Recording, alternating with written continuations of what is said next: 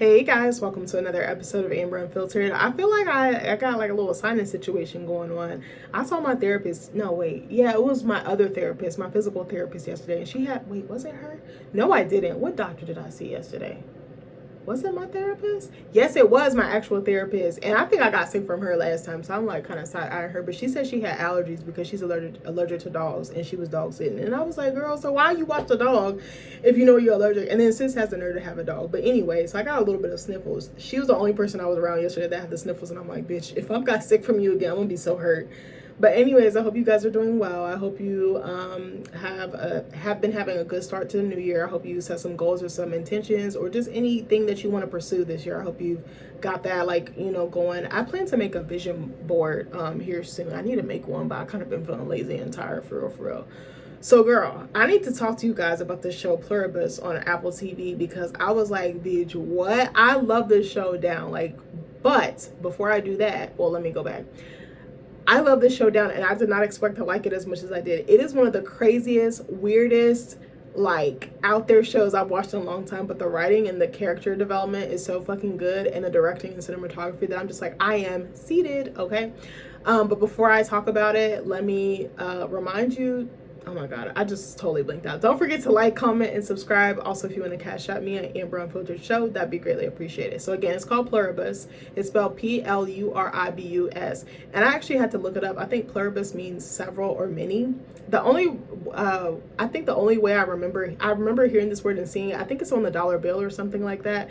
Like a $1 bill. I can't remember, but I just remember seeing it on some type of document or something.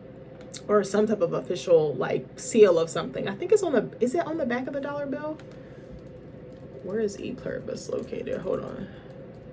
Yeah, it's on the dollar bill. Yeah, that's where I remember seeing it. So I was like, I remember, yeah, E Pluribus Unum, which means Latin for out of many, one. It's found on the backside, inscribed on a white scroll, held in the beak of the bald eagle, symbolizing the union of the states into one nation. Oh, I didn't know that. I always wondered what the hell it meant. I was like, I don't know. I don't read Latin.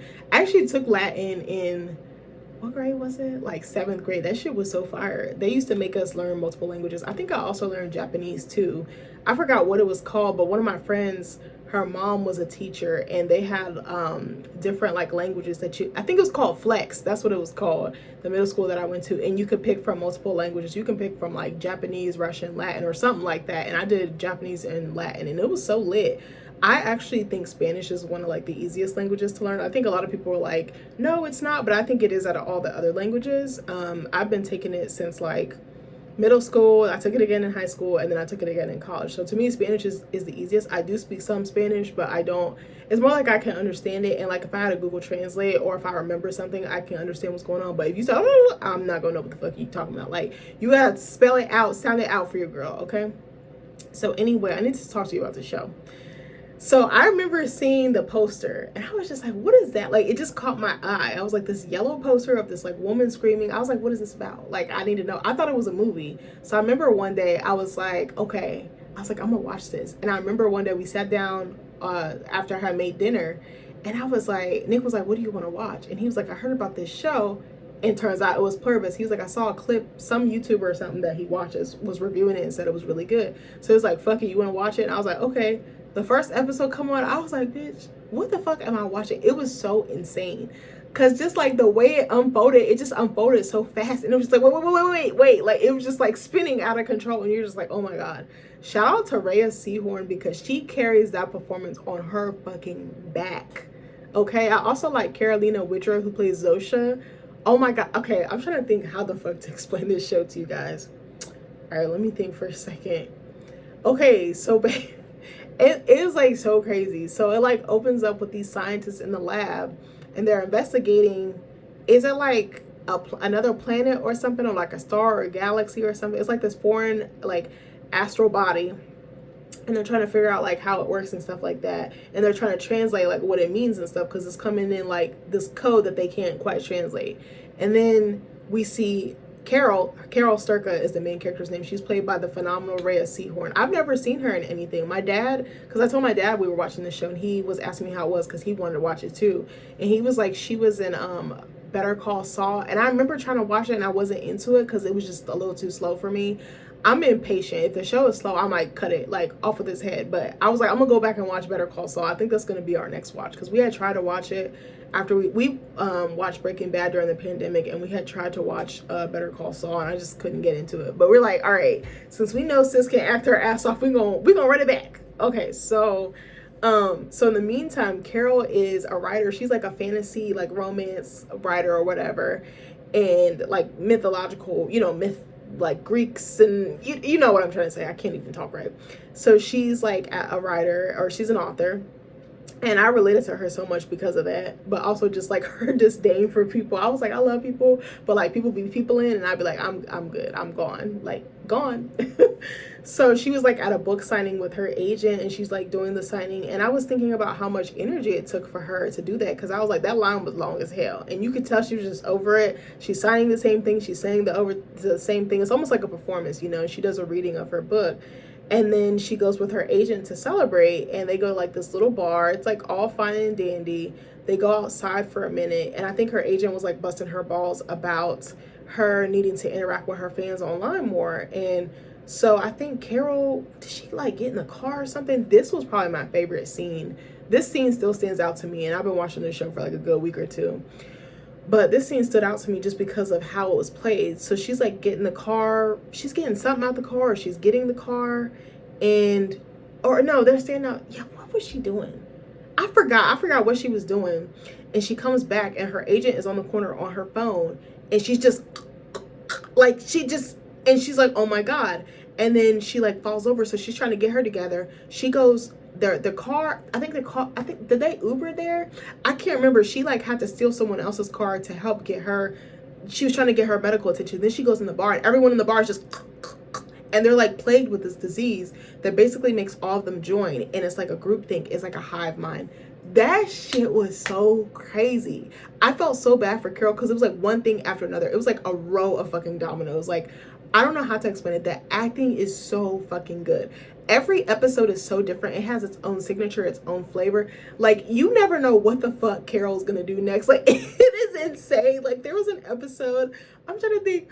Okay, so the hive mind, basically, they'll like inhabit the bodies of people that like are no longer living, basically. Or I don't know if I explained that right, but they basically make this avatar of her agent, because her agent unfortunately passes away, which is a spoiler, sorry.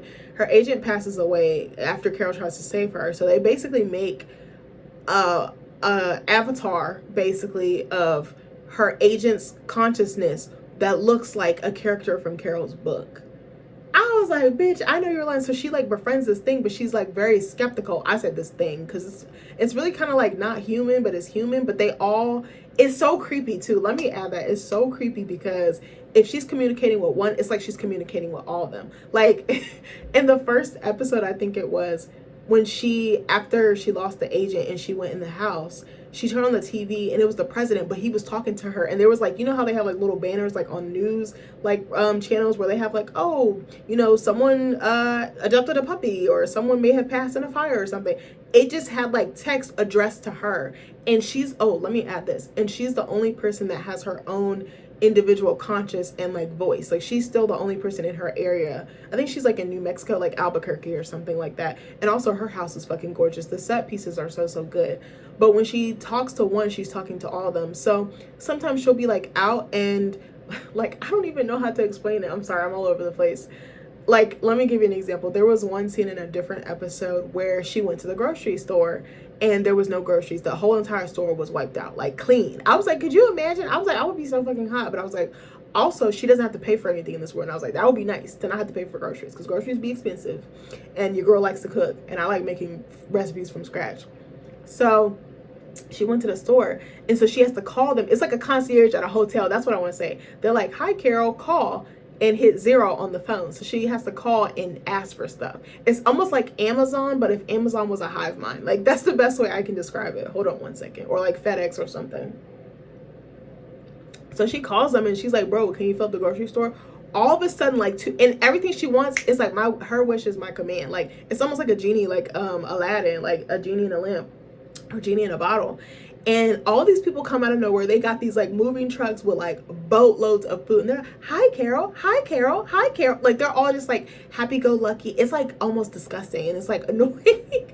And Carol, she be going nuclear on their asses. And whenever she shows like really like the more, I don't even want to say uglier emotions, the more complicated or the heavier emotions like anger or grief, or like if she's yelling and she's like very impassioned or passionate, it causes the thing to like freeze, like seize up, because it needs her to be happy. Like it feeds off of happiness or joy, and she's not really a joyful person.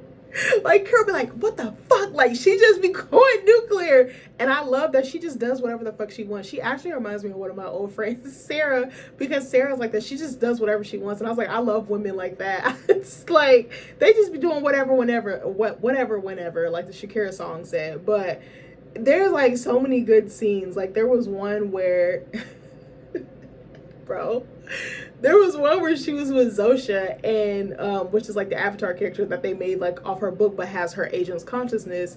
There was one episode where they were hanging out, and she be getting on Zosha. She's so fucking rude to Zosha, but it'd be cracking me up. Zosha just be like, okay, well, I'm here for whatever you need. And she was like, can you get me a grenade? But she was saying it sarcastically, but the hive mind actually gave it to her. And then she pulls it and throws it. And it causes Zosha to like have to rescue her. And then she goes to ask for another one sarcastically, and they're like, okay. She's like, so will you give it to me? Like, it was so out of left field. And I was like, what would you do? This show makes you think, what would you do if you were in this situation? What would you do if everyone around you wasn't them at their core? If everyone around you was all interconnected, almost like the hive mind or the mind flayer from Stranger Things, and there was no individuality, there was no self-expression, and you're the only one, and then whatever you need, you have to call someone to ask for it. And Carol's a very independent character. She's very self-sufficient, almost to a detriment or fault. But like, you gotta call someone to like I can't stop laughing because there's so many crazy situations. I'm not explaining it right. You just have to watch the show. Like, that's the best thing I can tell you. Like, there was an episode where, was that the episode where they cut her off? I can't remember, but there was an episode where she called them to come get her trash. She had put her trash out in like, you know, one of those big ass trash cans, you know, the one that you roll out to the curb, and then like trash service usually picks it up. And yeah, I think this was the episode where they cut her off because she had an episode where she went off on, I think she did something to Zosha, and they cut her off. So everybody left town. The concierge service stopped. They also weren't as quick. Like she would call and it would take them longer, like a couple hours or like a couple days. So she had called to get the trash taken out, right? And they were like, the trash needs to be 17 pounds. Like the bag needs to weigh 17 pounds. You got to put it at a perpendicular 60-degree angle. Like, it was so ridiculous, right?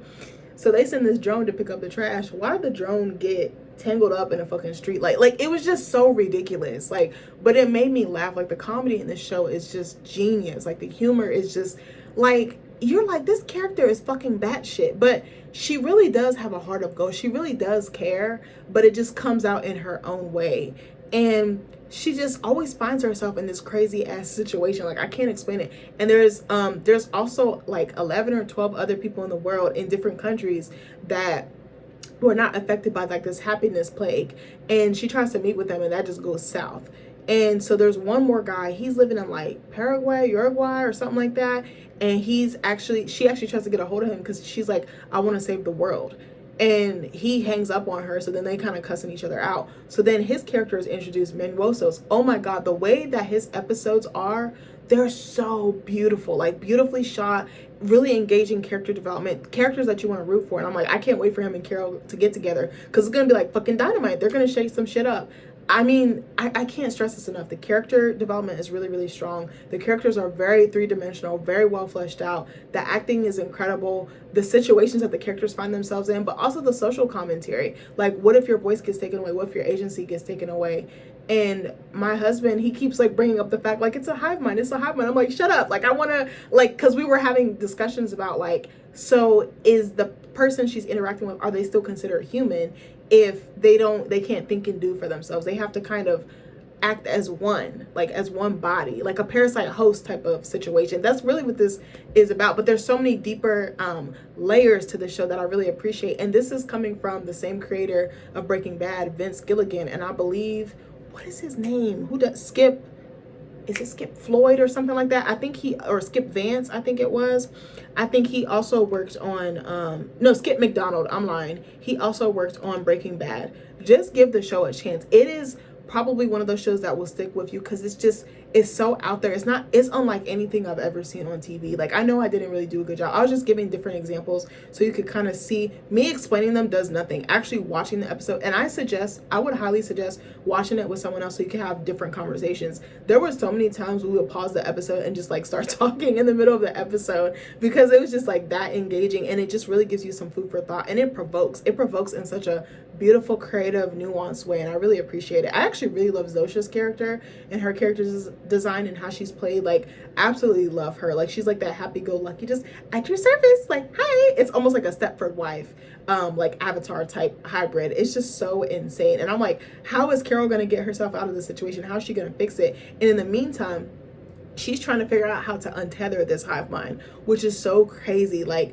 she keeps fighting and she keeps fighting, and she's like trying to do the right thing, and she's trying to do the principled thing, and I really love that about her character. And I love that she's kind of an asshole, but she's a good asshole. Like, she's a good egg with like a huge ass dash of asshole, like a gallon of asshole, but it works for her. And I love Manuel's character. We watched his episode last night and we were like goddamn, like his character art, like the journeys that these characters go on. Like, I think what I really love about the show, these are characters that you can root for. These are characters that you're going to care about, and you're going to think about them long after the credits roll. Like, I think there was one day we watched like 2 or 3 episodes back to back.